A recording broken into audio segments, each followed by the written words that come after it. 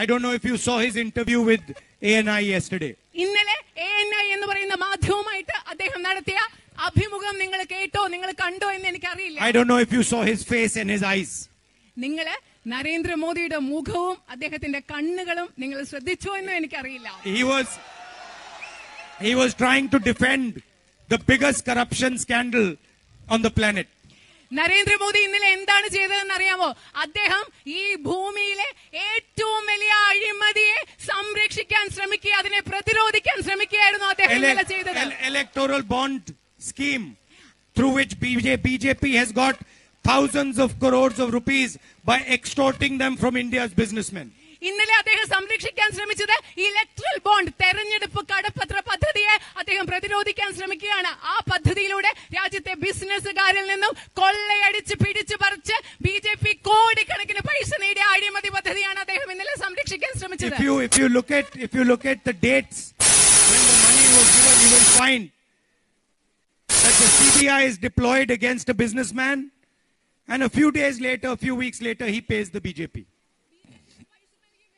കുറിച്ച് ചിന്തിച്ചാൽ നിങ്ങൾക്ക് മനസ്സിലാക്കാൻ സാധിക്കും, പൈസ നൽകുന്നതിന് കുറച്ചു മുമ്പ് ആദ്യത്തെ കുറെ ദിവസങ്ങൾക്ക് അവർക്കെതിരെ CBI അയക്കും. CBI അയച്ച ശേഷം കുറച്ച് ദിവസങ്ങൾക്ക് ശേഷം ഈ ബിസിനസ്സുകാർ BJPക്ക് പൈസ നൽകും. ഇതാണ് ആ പദ്ധതിയിൽ സംഭവിച്ചത്.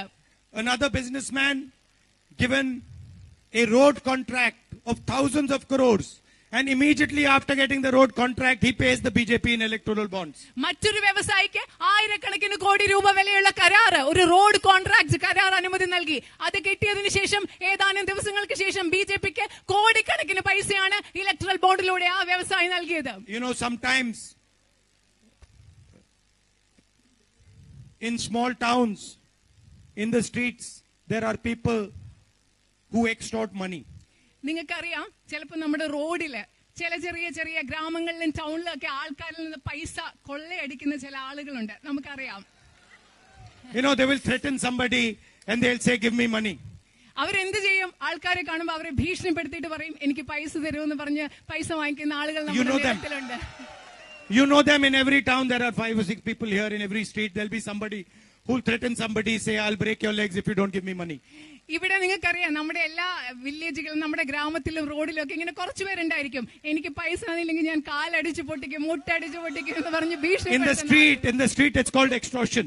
അതിനെയാണ് നമ്മൾ പറയുന്നത് എക്സ്റ്റോർഷൻ, അതായത് പൈസ പിടിച്ചു പറിക്കുക, കൊള്ളയടിക്കുക എന്ന് നമ്മൾ പറയും. How do you say extortion? Extortion? No, in Malayali how do you say it? കൊള്ളയടിക്കൽ, കൊള്ളയടിക്കൽ, കൊള്ളയടിക്കൽ, കൊള്ളയടിക്കൽ. In Malayalam you say kodayalekal. Modi calls it electoral bonds. മലയാളത്തില് നമ്മൾ കൊള്ളയടിക്കൽ എന്ന് പറയുന്ന കാര്യത്തിനെയാണ് നരേന്ദ്രമോദി ഇലക്ട്രൽ ബോണ്ട് എന്ന് പറയുന്നത്. What the common thief is doing on the street, the Prime Minister is doing at an international level. നിങ്ങൾക്കറിയാവോ, നമ്മുടെ നാട്ടിലെ ഈ റോഡില് സാധാരണ ഒരു മോഷ്ടാവ് നമ്മുടെ നിരത്തുകളിൽ ചെയ്തുകൊണ്ടിരിക്കുന്ന കാര്യമാണ് ഇന്ത്യൻ പ്രധാനമന്ത്രി അന്താരാഷ്ട്ര തലത്തിൽ നിന്ന് ചെയ്തുകൊണ്ടിരിക്കുന്നത്. ഞാൻ നിങ്ങൾക്ക് കുറച്ച് ഉദാഹരണങ്ങൾ പറഞ്ഞു മനസ്സിലാക്കി തരാം. Most famous airport in India is Mumbai airport. ഇന്ത്യയിലെ ഏറ്റവും പ്രധാനപ്പെട്ട പ്രസിദ്ധമായ എയർപോർട്ട്, വിമാനത്താവളം എന്ന് പറയുന്നത് Mumbai വിമാനത്താവളമാണ്. The owner of the Mumbai airport got a CBI inquiry. Suddenly he got a CBI inquiry. Mumbai എയർപോർട്ടിന്റെ വിമാനത്താവളത്തിന്റെ ഉടമസ്ഥന് പെട്ടെന്നൊരു CBI അന്വേഷണം വന്നു. After a few days of the CBI inquiry, they obviously interrogated him, threatened him a little bit. കുറച്ച് ശേഷം CBI അന്വേഷണം വന്ന് കുറച്ച് സമയത്തിന് ശേഷം അവർ കുറെ അദ്ദേഹത്തെ ചോദ്യം ചോദിച്ചു, അദ്ദേഹത്തെ കുറച്ച് ഭയപ്പെടുത്തി. Within a month or two he had sold the Mumbai airport to Adani. നിങ്ങൾക്കറിയാവോ, ഈ CBI അന്വേഷണത്തിനും ചോദ്യം ചെയ്യലിനും ഭയപ്പെടുത്തലിനും ഒക്കെ ഏതാനും ദിവസങ്ങൾക്ക് മാസങ്ങൾക്ക് ശേഷം അദ്ദേഹം ആ എയർപോർട്ട് അദാനിക്ക് കൊടുത്തു. Mumbai airport. This is how Adani got Mumbai airport. നിങ്ങൾക്കറിയാവോ, ഇങ്ങനെയാണ് അദാനിക്ക് മുംബൈ വിമാനത്താവളം കിട്ടിയത്. വിമാനത്താവളം അദാനിയുടെ സ്വന്തമായത് ഇങ്ങനെയാണ്. So, you know, on the street sometimes somebody will go and threaten somebody and say, you know, I'll break your legs if you don't give me money. നേരത്തെ പറഞ്ഞ പോലെ നമുക്കറിയാം, നമ്മുടെ നിരത്തുകളിൽ ഒരാള് 5-6 പേര് ഒരാളെ ചെന്ന് പറയാം, എനിക്ക് പൈസ തന്നെങ്കിൽ ഞാൻ മുട്ട് തല്ലി ഓടിക്കും എന്ന് പറയുന്ന ആളുകളുണ്ട്. At the electoral bond level, the threatening is much more sophisticated.